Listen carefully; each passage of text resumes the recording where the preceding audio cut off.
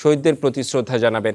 এবং আমরা দেখতে পাচ্ছি যে নিশ্চয়ই যখন সন্তান যখন বাবার কবরের পাশে দাঁড়িয়ে থাকে তখন আসলে সেই ব্যাকুলতা আকুলতাই আসলে তৈরি হয়।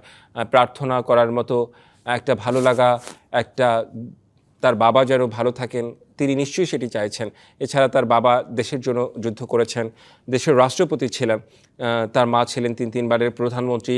স্বৈরাচার বিরোধীর আন্দোলনে তার মা বিএনপি গুরুত্বপূর্ণ অবদান রেখেছিলেন সেই ৯০-এর দশকে, এবং সেটি 1990-এ না 2024-এও আমরা এসে দেখেছি যে শুরু থেকেই আসলে বিএনপির যে সংগ্রাম, যে আন্দোলন সেটা কিন্তু সবসময় ছিল, এবং যেটি 2024 সালে ছাত্র জনতা এবং সব রাজনৈতিক দল সবার অংশগ্রহণের মধ্য দিয়ে কিন্তু এই স্বৈরাচারের পতন হয় এবং আবারও দেশে তারেক রহমান ফিরে আসে। এবং তারেক রহমান ফিরে এসে গতকালকে তো আমরা বিষয়টি লক্ষ্যই করেছি, আমরা দেখেছি যে সারা দেশ থেকে কী পরিমাণ নেতাকর্মীর ঢল, কী পরিমাণ জনস্রোত, লাখ লাখ নেতাকর্মী এসেছে এই শহরে।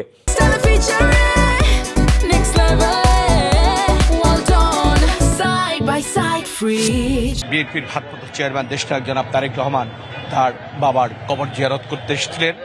মাজার জিয়ারত করতে এসে আমরা দেখলাম যে ভাত ভাঙা জনগণের স্রোত, এবং দেশনায়ক জনাব তারেক রহমানকে মানুষ কতটা ভালোবাসে, এবং সেটা কিন্তু গতকালকে তারেক জিয়ার স্বদেশ প্রত্যাবর্তন সেই অনুষ্ঠানের মধ্য দিয়ে সেটা প্রমাণিত হয়েছে। আজকে শুধু এখানে বলবো যে বাবার প্রতি সন্তান হারা পিতার যে আকুতি সেটা আজকে এখানে আমরা লক্ষ্য করলাম যে তারেক জিয়ার। ধন্যবাদ আপনাকে। তো রেদওয়ান, শুনছিলেন যে এখানে যে নেতাকর্মীরা এসেছেন তারাও কিন্তু আপ্লুত, আবেগে আপ্লুত, এবং দীর্ঘ সময় পর 17 বছর পর কিন্তু আজকে জিয়া উদ্যানে এসেছেন তারেক রহমান তার পিতা শহীদ প্রেসিডেন্ট জিয়াউর রহমানের কবরের দোয়ার করার জন্য। তো সেখানে সেই দোয়ার স্থলে কিন্তু জনসমুদ্রে পরিণত হয়েছে। আপনারা দেখছেন যে সাধারণ যে নেতাকর্মীরা আছে তারা এসেছেন। তারেক রহমান কিন্তু গতকালকে গণসংবর্ধনা অনুষ্ঠানে এসে প্রায় 10 মিনিটের মতো বক্তব্য রেখেছিলেন। তার স্বপ্নগুলো কি বাংলাদেশকে নিয়ে, সেই স্বপ্নগুলোর কথা বলেছেন এবং স্বপ্নের কথাগুলো বলেছেন, এবং প্রতিটি তিনি কিন্তু আমরা দেখতে পাচ্ছি ভেতরে বিএনপির শীর্ষস্থানীয় নেতৃবৃন্দরা রয়েছেন এবং তারেক রহমান ভেতরে চলে গিয়েছেন এবং সেখানে তার বাবার কবরে তিনি শ্রদ্ধা জানাচ্ছেন। তার বাবার কবরে তিনি শ্রদ্ধা জানাবেন এবং প্রার্থনা করবেন নিশ্চয়ই।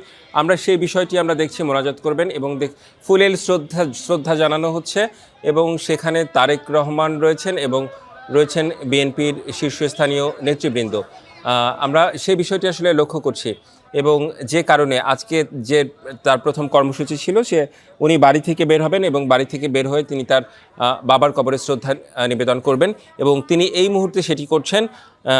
আমরা সেটি দেখতে পাচ্ছি যে শহীদ প্রেসিডেন্ট জিয়াউর রহমানের কবরে উনি ফুলেল শ্রদ্ধা জানাচ্ছেন, এবং সেখানে দেখতে পাচ্ছি মির্জা ফখরুল ইসলাম আলমগীর রয়েছেন, সেখানে বিএনপির অন্যান্য স্থায়ী কমিটির সদস্য যারা রয়েছেন তারা সবাই মোটামুটি এখানে বলা যায় যে সবাই সেখানে আছেন।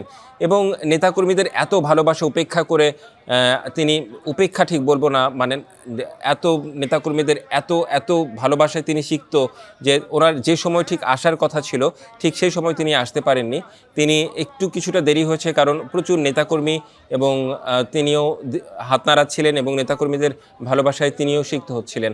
এবং আমরা এই মুহূর্তে দেখতে পাচ্ছি যে তিনি ফুলের শ্রদ্ধা জানিয়েছেন, এবং ফুলের শ্রদ্ধা জানানোর পর যেটি হচ্ছে যে প্রার্থনা করা হচ্ছে, সেখানে মোনাজাত করা হচ্ছে, এবং মোনাজাতে অংশ নিয়েছেন তারেক রহমান সহ বিএনপির স্থায়ী কমিটির সদস্যরা। এবং আমি একটু জানাতে চাই, দীর্ঘ 1.5 বছর পর বাবার কবরে গেলেন তারেক রহমান, দুঃখিত 1.5 যুগ পর, 1.5 যুগ পর বাবার কবরে গেলেন তারেক রহমান, এবং এখান থেকে তারপর তিনি যাবেন স্মৃতিসৌধে, এবং সেখানে নিরাপত্তা ব্যবস্থাও আমরা দেখছি। 1.5 যুগ এ কারণেই আমরা সবাই জানি 17 বছর তিনি নির্বাসনে ছিলেন, তিনি আসলে দেশে ফিরতে পারেননি, কিন্তু গতকালকে তিনি দেশে ফিরেছেন, মানুষের ভালোবাসায় সিক্ত হয়েছেন। তিনিও কথা দিয়েছেন যে এই দেশকে তিনি একটি গণতান্ত্রিক উন্নত বাংলাদেশ বিনির্মাণ করার জন্য কাজ করে যাবেন।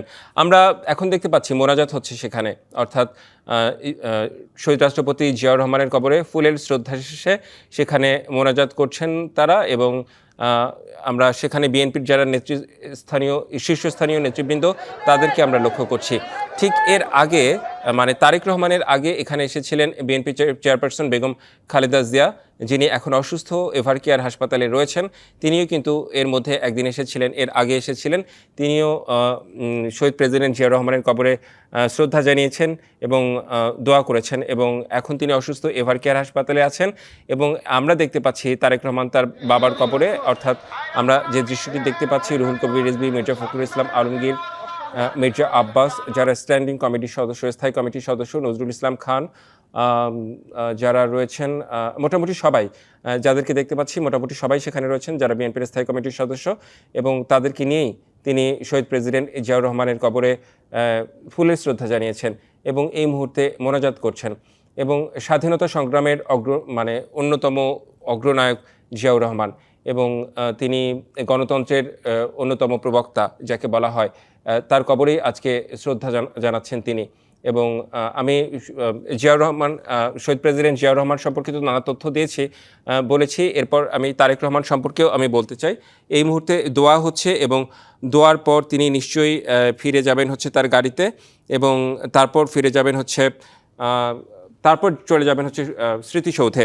আমি একটু যার জন্য প্রার্থনা, যার জন্য আজকে ফুল দেয়া, আমি তার পরিচয়টা আরেকবার জানাতে চাই। শহীদ প্রেসিডেন্ট জিয়াউর রহমান, যার জন্ম 19 জানুয়ারি 1936 এবং মৃত্যু 30 মে 1981, ছিলেন একজন বাংলাদেশি সামরিক কর্মকর্তা এবং রাজনীতিবিদ, যিনি 1977 সাল থেকে 1981 সালে তার হত্যার আগ পর্যন্ত বাংলাদেশের ষষ্ঠ রাষ্ট্রপতি হিসেবে দায়িত্ব পালন করেছিলেন। অর্থাৎ এই মুহূর্তে তারেক রহমান যার কবরে শ্রদ্ধা নিবেদন করছেন, তার পিতার কবরে শ্রদ্ধা নিবেদন করছেন, তার পিতা সম্পর্কে আমি কিছু তথ্য দেওয়ার চেষ্টা করছি। দর্শক, দেশের স্বাধীনতা যুদ্ধের অন্যতম প্রধান ব্যক্তিত্ব জিয়া 1971 সালের মার্চ মাসে চট্টগ্রাম থেকে বাংলাদেশের স্বাধীনতার ঘোষণাপত্র সম্প্রচার করেন, এবং তারপর থেকেই আসলে বাংলাদেশের মানুষ স্বাধীনতা যুদ্ধে ঝাঁপিয়ে পড়েন। এবং 1975 সালে সিপাহী জনতা বিপ্লবের পর তিনি অর্থনৈতিক একটা বিশাল পরিকল্পনা করেন, বাংলাদেশ যাতে অনেক দূর এগিয়ে যায়।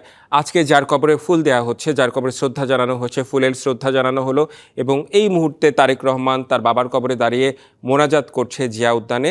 সেই কবরে যেই ব্যক্তিটি শায়িত রয়েছেন, শহীদ প্রেসিডেন্ট জিয়াউর রহমান, তার সম্পর্কে আমি কিছু তথ্য দেওয়ার চেষ্টা করেছি। যিনি হচ্ছে বহুদলীয় গণতন্ত্রের প্রবক্তা, যিনি আসলে দর্শক, আমরা যেমনটি দেখতে পাচ্ছি এই মুহূর্তে কিন্তু আমরা জানি শহীদ প্রেসিডেন্ট জিয়াউর রহমান সম্পর্কে, এবং এখন যে ফুলের শ্রদ্ধা জানানো হচ্ছে সেই বিষয়টিও কিন্তু আমরা দেখতে পাচ্ছি।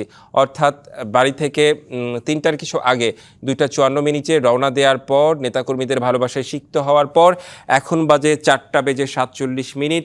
অর্থাৎ এত নেতাকর্মীর ভালোবাসা সব কিছু মিলিয়ে আজ অবশেষে তিনি বাবার কবরে এসেছেন, এবং বাবার কবরে এসে তিনি বিএনপির অন্যান্য শীর্ষ যারা নেতারা রয়েছেন তাদের সাথে নিয়ে তার বাবার কবরে তিনি ফুল দিলেন এবং মোনাজাত করলেন, সৃষ্টিকর্তার কাছে প্রার্থনা করলেন তার বাবাকে নিয়ে। এবং তার বাবা একজন শহীদ বীর যোদ্ধা, তিনি 71 সালে যুদ্ধ করেছেন এবং তিনি রাষ্ট্রপতি ছিলেন। এবং আমি বারবারই বলছিলাম যে তিনি এমন একজন সন্তান যার বাবা হচ্ছে রাষ্ট্রপতি এবং মা বাংলাদেশের 3বারের প্রধানমন্ত্রী। এই ব্যক্তি আসলে 17 বছর নির্বাসনে ছিলেন, 17 বছর পর বাংলাদেশে ফিরে এসেছেন। বিগত সরকারের সময় তিনি এই দেশে ফিরতে পারেননি, কিন্তু বাংলাদেশের বিএনপির যারা নেতাকর্মীরা রয়েছেন তারা আসলে সবসময় বিশ্বাস রেখেছিলেন তারেক রহমান একদিন ফিরে আসবেন, এদেশে গণতন্ত্র একসময় ফিরে আসবে, এবং সেটি কিন্তু হয়েছে। এবং এই মুহূর্তে আমরা দেখছি যে ফুল দেয়া শেষ, অর্থাৎ ফুলের শ্রদ্ধা শেষ, এবং মোনাজাত করা হলো। সেখানে যারা বিএনপির স্থায়ী কমিটির সদস্য রয়েছে, শীর্ষস্থানীয় নেতা রয়েছে, তাদের সাথে নিয়ে তারেক রহমান মোনাজাত করেছেন। এবং আশা করা যাচ্ছে তার বাবার কবরে শ্রদ্ধা শেষে আমরা এই মুহূর্তে দেখতে পাচ্ছি তিনি এখন রওনা দেবেন হচ্ছে স্মৃতিসৌধের উদ্দেশ্যে। অর্থাৎ আবারও তিনি লালবাসটিতে ফিরে যাবেন এবং স্মৃতিসৌধের উদ্দেশ্যে তিনি রওনা দিবেন, এবং সেখানে বীর শহীদদের উদ্দেশ্যে তিনি শ্রদ্ধা নিবেদন করবেন। এবং এই জিনিসটি খুব স্বাভাবিক। আমরা দেখতে পাচ্ছি তারেক রহমান একা দাঁড়িয়ে আছেন, তার বাবার কবরের দিকে তাকিয়ে আছেন, নীরবে দাঁড়িয়ে আছেন, নীরবে প্রার্থনায় রত। এই জিনিসটা আসলে একটা সন্তানের, যখন যে কোনো সন্তান তার বাবার কবরের বা তার মার কবরের পাশে যান, তখন কিন্তু একটা অন্যরকম অনুভূতি তৈরি হয়। তারেক রহমানেরও নিশ্চয়ই সেরকম কোনো অনুভূতি তৈরি হচ্ছে। তিনি নীরবে দাঁড়িয়ে আছেন তার বাবার কবরের সামনে, তাও দীর্ঘ 15 বছর পর, মানে দেড় যুগের বেশি বলা যায় তিনি এতদিন নির্বাসনে ছিলেন, সে কারণে তার দেশে আসার কখনোই সুযোগ হয়নি। আজকে কতদিন পর আসলেন এবং তার বাবার কবর দেখলেন, তার বাবার কবর জিয়ারত করলেন, মোনাজাত করলেন, প্রার্থনা করলেন এবং ফুলের শ্রদ্ধা জানালেন এবং তিনি এই মুহূর্তে একাকী দাঁড়িয়ে আছেন। এই অনুভূতিটা আসলে অন্যরকম। যে কোনো সন্তানের জন্য তার বাবার কবরের সামনে দাঁড়িয়ে থাকা, নীরবে দাঁড়িয়ে থাকা, একাকী দাঁড়িয়ে থাকা, সেটি মা কিংবা বাবা হোক, এই অনুভূতিটা আসলে বলার মতো না, প্রকাশ করার মতো না। সেটি আসলে দেখেই বোঝা যায় যে সন্তানের জন্য যে বাবার ভালোবাসার যে অনুভূতি, সেই বিষয়টি আসলে দেখে বোঝা যাচ্ছে। আমরা বাইরের দৃশ্যেও দেখতে পাচ্ছি, বাইরে কিন্তু নেতাকর্মীরা অপেক্ষা করছে, কারণ ওনার বাবার কবরের শ্রদ্ধা জানানো শেষ হলে উনি ফিরবেন এবং ফিরে উনি জাতীয় স্মৃতিসৌধে শহীদদের প্রতি শ্রদ্ধা জানাবেন। এবং আমরা দেখতে পাচ্ছি যে নিশ্চয়ই সন্তান যখন বাবার কবরের পাশে দাঁড়িয়ে থাকে, তখন আসলে সেই ব্যাকুলতা আকুলতাই আসলে তৈরি হয়। প্রার্থনা করার মতো একটা ভালো লাগা, একটা তার বাবা যেন ভালো থাকেন, তিনি নিশ্চয়ই সেটি চাইছেন।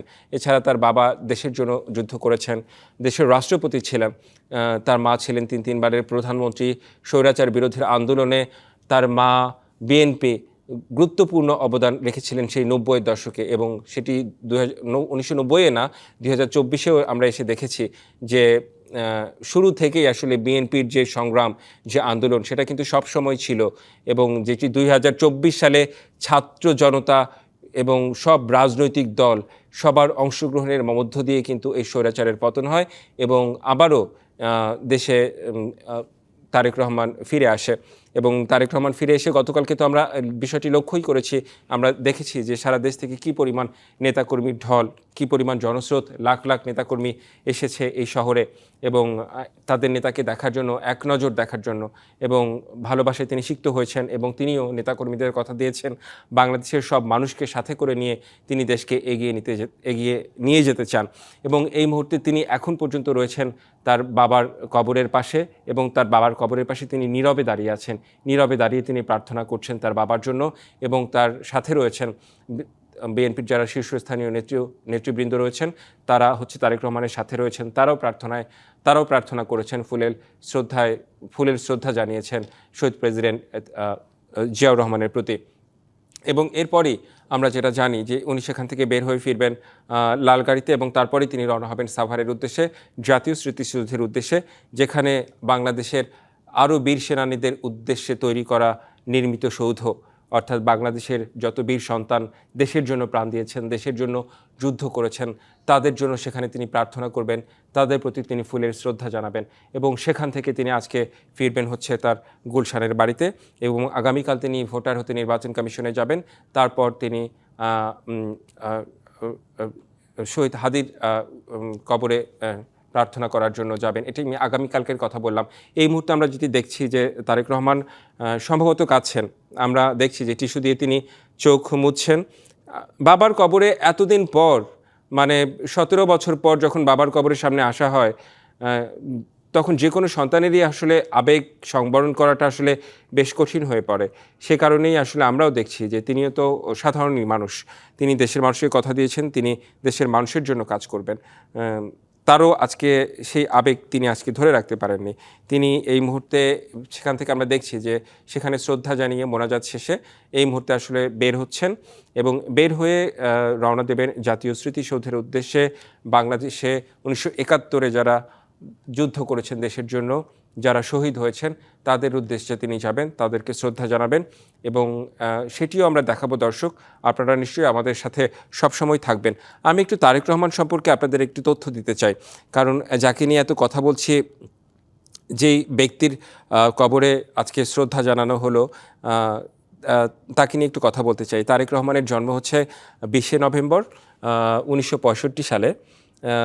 তিনি হলেন একজন বাংলাদেশি রাজনীতিবিদ। বর্তমানে তিনি বাংলাদেশের জাতীয়তাবাদী দলের ভারপ্রাপ্ত চেয়ারম্যান বিএনপির, সেটা আমরা সবাই জানি। তিনি সাধারণত তারেক জিয়া নামেই পরিচিত ছিলেন, যার শেষাংশটি এসেছে তার পিতা বাংলাদেশের সাবেক রাষ্ট্রপতি জিয়াউর রহমানের নাম থেকে, অর্থাৎ তারেক রহমান। তারেক রহমান অল্প বয়স থেকেই রাজনীতিতে তার হাতেখড়ি হয়, এবং 2000 সালের শুরুর দিকে তার মা প্রধানমন্ত্রী থাকাকালীন বিএনপিতে তিনি জনপ্রিয়তা অর্জন করেন। তো বাংলাদেশের এই যে রাজনীতিতে আসার আসলে ছোটবেলা থেকেই তার আসলে রাজনীতিতে আগ্রহ এবং ছোটবেলা থেকেই যেহেতু তার পারিবারিকভাবেই তার বাবা ছিলেন রাষ্ট্রপতি, তার মা ছিলেন প্রধানমন্ত্রী, পারিবারিকভাবেই তিনি মানে রাজনীতির যে চর্চাটা সেটা ছোটবেলা থেকেই তিনি করে এসেছেন। সে কারণেই আসলে রাজনীতিবিদ আজকে এই পর্যায়ে হয়তো তারেক রহমান এসেছেন। দেশের বিএনপির নেতাকর্মীরা তারেক রহমানকেই নেতা বলে মানেন এবং দেশের অন্যান্য যেসব রাজনৈতিক দল আছে তারাও মনে করেন যে এখন পর্যন্ত বিএনপির চেয়ারপারসন বেগম খালেদা জিয়া, কিন্তু তিনি অসুস্থতার কারণে তার অনুপস্থিতি একমাত্র তারেক রহমানই কিছুটা হলেও পূরণ করতে পারেন। এখন তিনি অসুস্থ, এভারকেয়ার হাসপাতালে ভর্তি আছেন, তার জন্য প্রার্থনা, দেশের সব মানুষই প্রার্থনা করেন তিনি যেন সুস্থ হয়ে ফিরে আসতে পারেন। তার সেই শূন্যতাটা তারেক রহমান কিছুটা পূরণ করতে পারবেন এমনটাই প্রত্যাশা করেন দেশের মানুষ, এবং তারেক রহমানও সেই বিষয়টি কথা দিয়েছেন যে দেশের মানুষের জন্য তিনি কাজ করবেন এবং দেশের মানুষের জন্য কাজ করে তিনি দেশকে এগিয়ে নিয়ে যাবেন। সব শ্রেণী পেশার মানুষকে একসাথে করে এক হয়ে দেশকে তিনি সামনের দিকে এগিয়ে নিয়ে যাবেন।